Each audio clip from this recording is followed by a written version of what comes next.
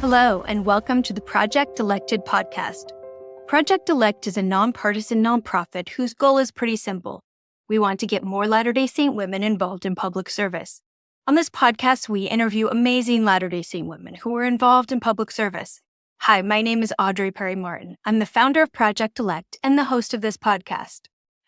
Hi, I am here today with Gay Lynn Bennion. I'm so excited to talk to her. She is in the Utah House of Representatives.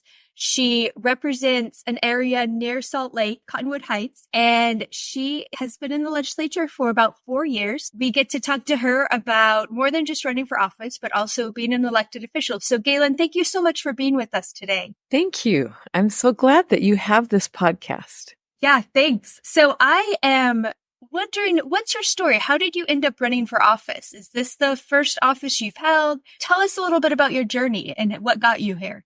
Okay. If you had told me even 5 years ago that I would be serving in public office, I would have laughed. It was not something that I was planning on doing. I grew up here in Utah and attended BYU. I have a degree, an English degree from BYU. And my husband wanted to go to medical school, and the way he ended up going was through the military.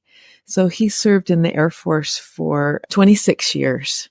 And we lived around the country. We've lived in Maryland, Georgia, Ohio, Oklahoma, Michigan. We have 4 children. They're all adults, and they were each born in a different state. I did not want to leave Utah. I didn't want to leave my 5 siblings and my parents. But I think that experience made me grow in a lot of ways. I had to start life over again for me and my children over and over again. And also service in the church, right? I served in Relief Society and primary and young women leadership positions. And I think all of those experiences helped me just be really bold and assertive and confident that I can do this. I can do hard things. And we moved back to Utah in 2012. And I am fortunate again, it was my Relief Society visiting teaching assignment. My partner was so involved in so many things. She had just joined the church. I asked her to help me as new back to Utah get involved. And I joined Women's State Legislative Council of Utah. And that group is 104 years old, and it is bipartisan. And they meet every Wednesday during the legislative session at the Capitol. They are divided into committees and choose important bills that they want to hear both sides of presented to their committee. And I served in leadership with that group for 7 years. And I'm an active in my party here in Cottonwood Heights area. So when my legislator announced that she was not running, people asked me to serve. And how did you feel when they asked you to serve? What was your response? Were you just ready to go, or did it take some time to wrap your head around it? So this was COVID. This was 2020 in March, right when we were starting COVID. So my first reaction was probably not me. This is not something I've been planning on. But the person that texted me said, "I'm serious. You really need to think about this." That was on a Thursday. And because of the women I knew in Women's State Legislative Council of Utah, I knew women who had run for multiple offices. And I knew I could call on them to help me and that they would support me and guide me and that I wouldn't be doing this alone. And I also knew people in my House district. I knew I could call on them. I filed on Monday after being asked on Thursday. That's how quick I had to decide because people were saying the offices might be closed with COVID. Right.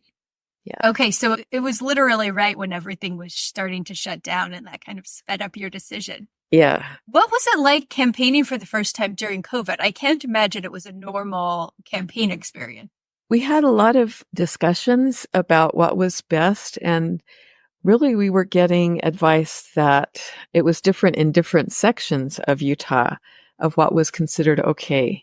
So the first time that we took literature around, it was like in July, and we just went to areas where I would not have a newspaper ad in a local those little papers that come that you don't even pay for, those community papers. We just went to doors and left literature. We didn't knock.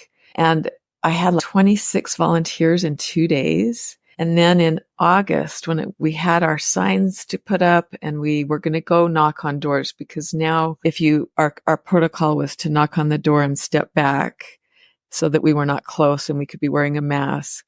And by then my volunteers were all elsewhere and it was my husband and me for 2 weeks. So before we got more volunteers again. Okay. So yeah, I would imagine it was a little hard to recruit volunteers during COVID too. It was such a strange time.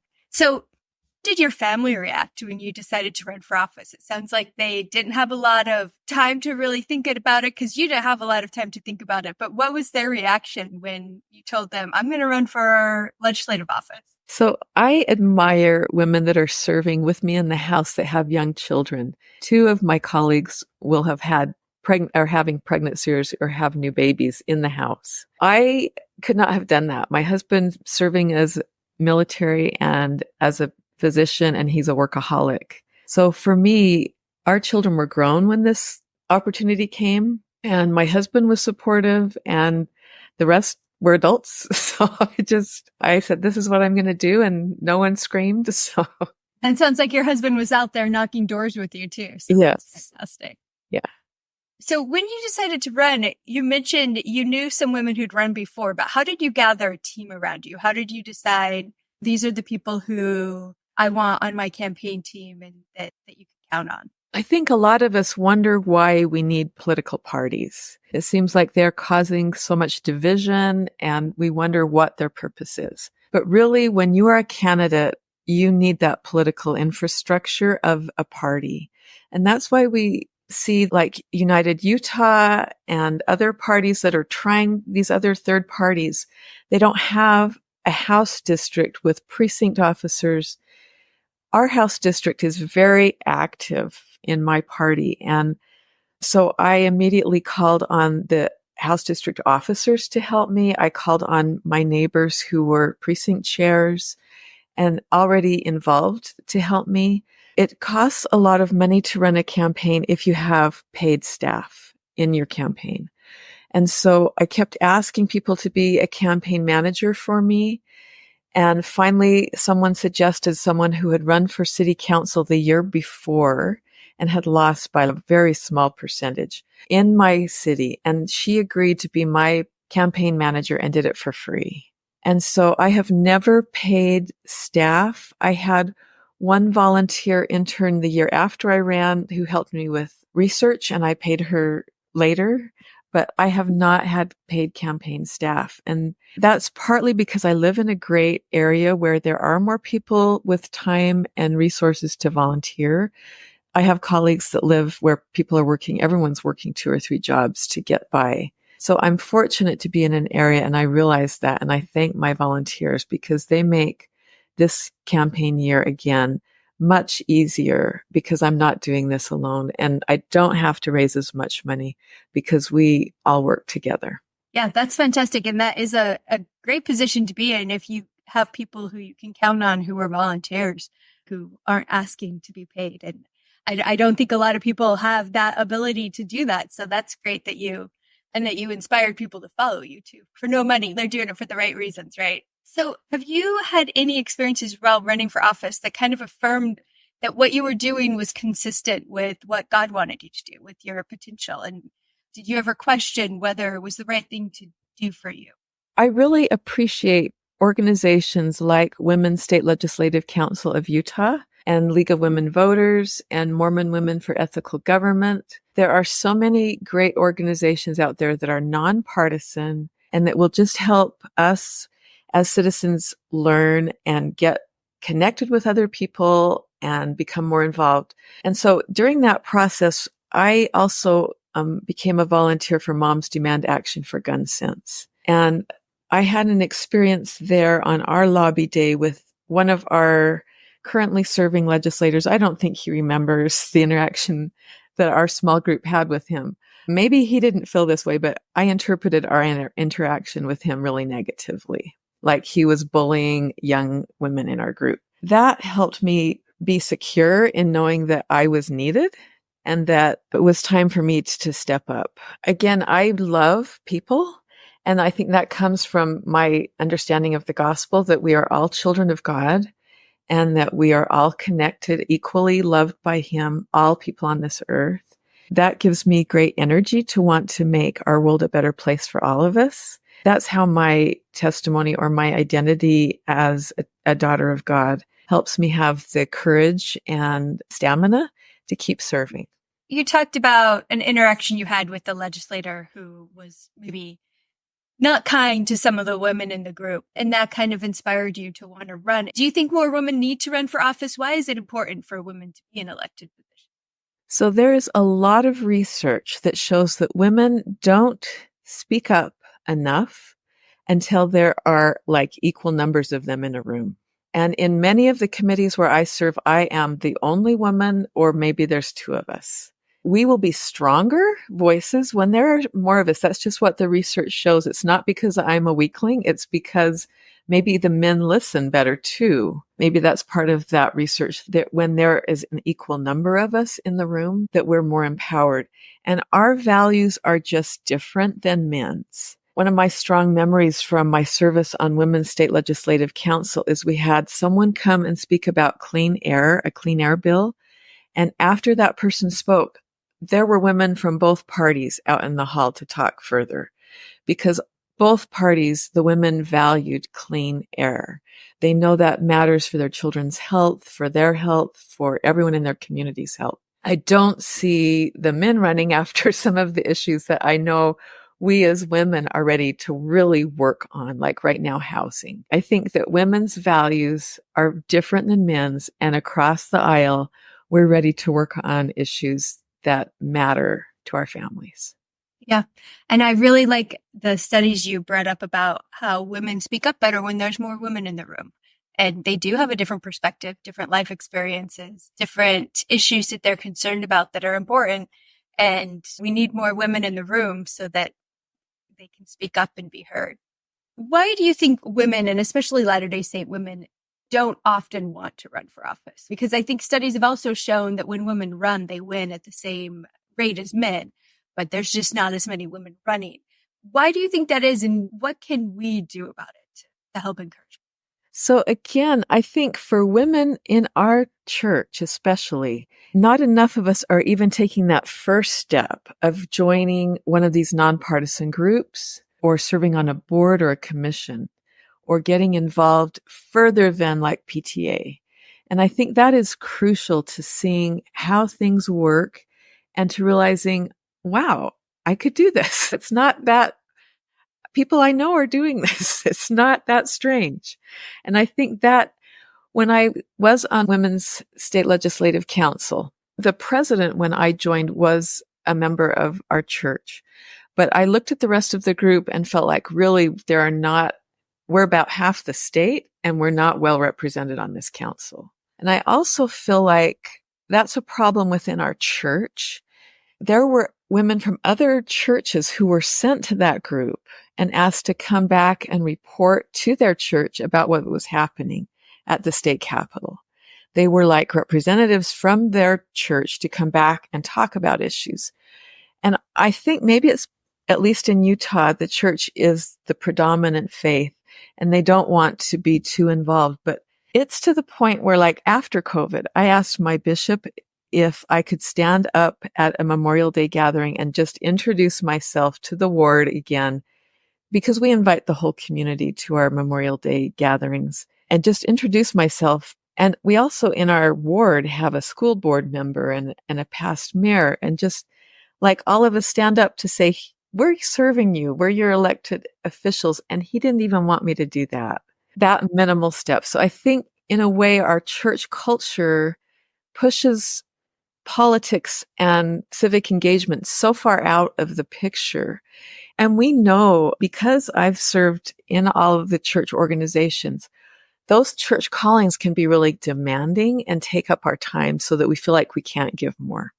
But I think the church is changing that by making it more home-centered and reducing the numbers of callings and the weight of callings as much as they can, to allow us to be more proactive. And there are tremendous organizations started by members of the church. There's Latter-day Saints Earth Stewardship Alliance, Mormon Earth Stewardship Alliance. There's a lot of groups that are started by members of our church who care about our planet. I'm sure they're on other topics. So I just encourage us to do that first step of looking for an organization outside of the church that will help you, maybe in a nonpartisan way, just get involved and begin the process of connecting and learning.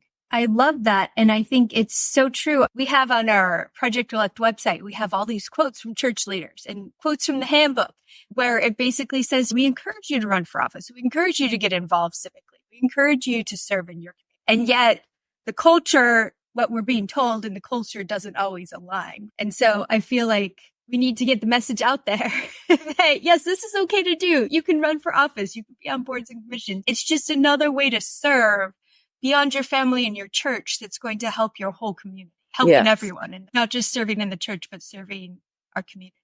I served a mission in Mexico, and sometimes when I would sit in church, especially when I've lived in Utah, and they would ask you to think about your circle, I would think, I don't know that many people outside of the church that I could share the gospel with. But right now, my circle is huge outside of the church because most of my supporters are not members of the church.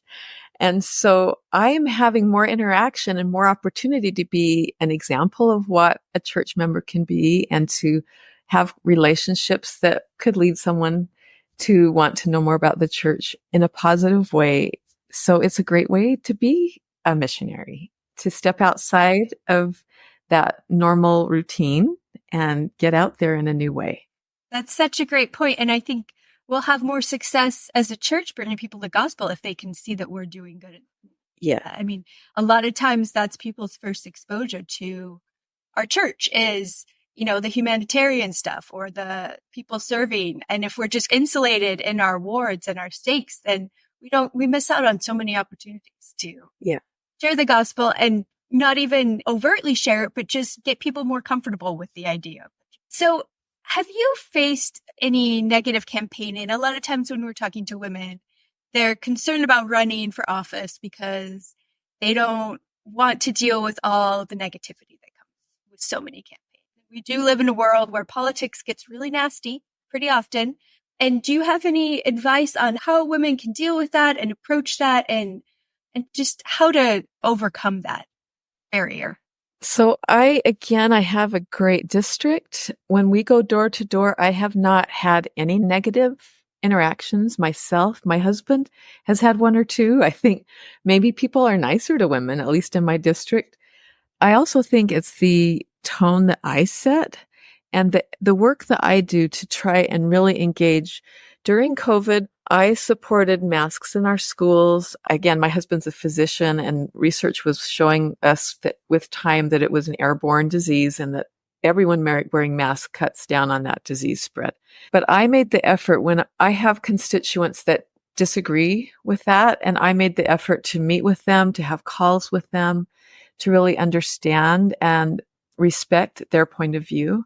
I think that's part of my work as their representative. I represent everyone in my district, even when our views are not the same. It's my responsibility to listen and to understand their point of view, even if it's not the way I'm going to vote in the end. I like that point that you talk to them in person. I think that is important about tone setting because so much of the anger and the rage and the terrible comments come online where people aren't face to face and aren't really having the back and forth discussion that you can have in person and really approach each other as humans instead of just, words on a screen. And I think that could calm the rhetoric down a lot if people actually were meeting face to face and talking through issues because people have strong beliefs about things, but they have reasons for them, right? And if you approach them as a person, then maybe you can have some empathy and understand where the different sides are coming. And even when it's just a phone call, some of them have just been phone calls. But again, I understand their stance better after that discussion, and I can reflect that better in my discussions with other people and in the policies that we pass, that it's not so binary. Yeah, exactly. And I think women are good at that, right? Not always better than men, but a lot of times women are good at listening and seeing both perspectives and coming to some sort of collaborative agreement. And I think that's just another reason why we do that in our church callings all the time, right? We're often called with people we didn't choose and maybe aren't like us, but we still find ways to find consensus and do things for the greater good. And I think it's the same skill in politics, right? So what do you think is an important personality trait? What's one of the more important skills that you either had or developed as a candidate and as an elected official? During COVID, one of the people I knew did a podcast with me pretty early on in my campaign. And he would ask, what's your super skill or your super trait? And I told him it was making connections. And I really think that is an important ability for me as a representative, is to remember who people are, keep track of who they are, and connect them with each other. Because during COVID, I helped some of our people that were emailing me on an issue connect with each other, and they formed a nonprofit. We have a greater voice when we are connected. And the issues that I am working on, I'm always going to events, because more than what I'm going to learn at that symposium about the Great Salt Lake, when I've gone to many of them, it's the connections I'm going to make with the experts and with other people who are interested. So making connections with people, and that is something we learn at church. And it's honestly one of the things I value most about the gospel, is that it creates this close connection with people around us who are different from us, and who we will really work to help one another. So that's one of the skills that my service in the church gave me that I think is really important. My ability to connect with people and help them connect with each other. That is so important. And I love that's what your superpower is, that you can connect people, because we're stronger when we stand together. So that's fantastic.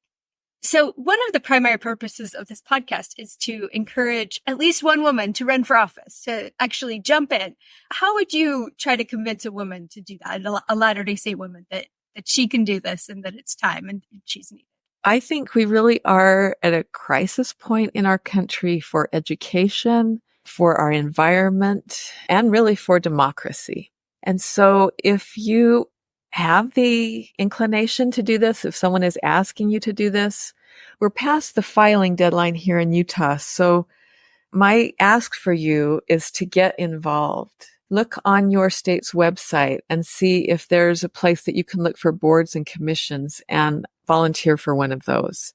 That's a great way to get involved. Look for opportunities to run for city council or school board. Those are great ways to learn. And then if you're elected to the state level where I am, you will respect our local governments better than many of my colleagues do. In Utah, we tend to mandate from the top too often and not give that power to our local governments. So all of those are important ways that you can get involved. And it is really an important time in our states and in our country for women to get involved and to do this. And we can. We have right now in Utah, a lot of the women leading in water, which is a top issue in our state, are women. In the state level positions in the Division of Water Resources and the state water engineer. And women can do these things. And it's time for us to, and I see women taking care of their families, young children, one of them pregnant right now, and serving in the state legislature and doing a great job of both. And I think we need to allow our families to support us and our friends to support us so that we can do this, because we've been supporting men for a long time as they did that. And we're just as valuable and just as smart.